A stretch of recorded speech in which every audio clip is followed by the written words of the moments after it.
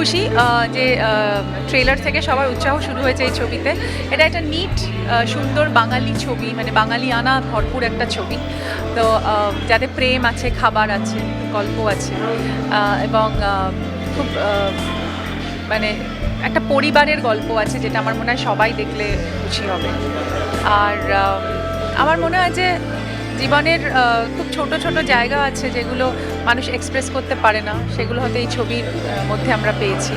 এবং অসম্ভব ভালো প্রত্যেকের পারফরমেন্স। এবং আমি খুব মানে মিডিয়ার কাছে আমি খুবই কৃতজ্ঞ যে তারা অসম্ভব ভালো আমাদের রেটিংস দিয়েছে, ফিডব্যাক দিয়েছে।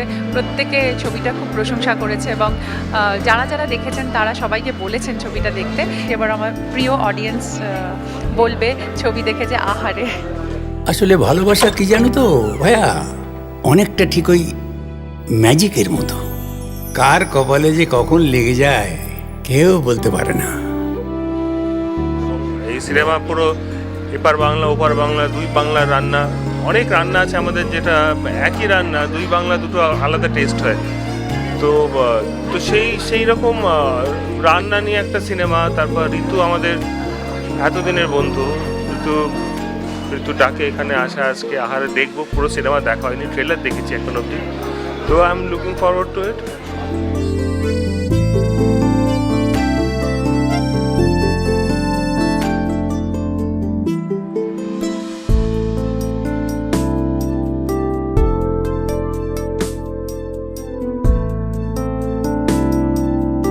খাবার দাবার যুক্ত, ফুড যুক্ত, এবং মানে কলকাতায় আমি দেখেছি যে মানে any day of the week যে কোনো রেস্টুরেন্ট সবসময় ভিড়, মানে মানুষজন এত খেতে ভালোবাসে।